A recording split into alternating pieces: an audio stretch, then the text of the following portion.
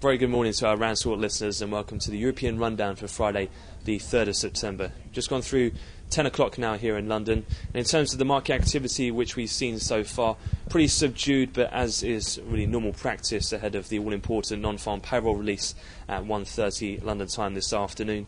In terms of where we stand at the moment in the major cash equity markets, in FTSE CAC and DAX up around 0.25% or so, which has prompted Bund futures to move slightly lower ahead of the non-farm release, but T-notes pretty flat. We've also seen as well, for the third consecutive day, some further tightening seen in those European peripheral bond spreads, although relatively marginal today.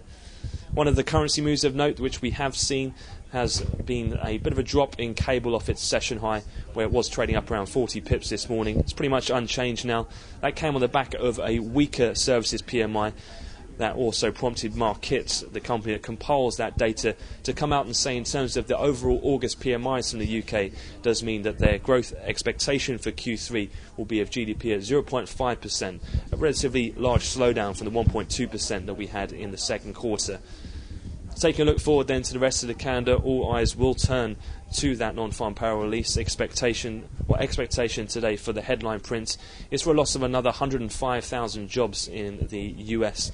Again, that'll be at 1:30 London time.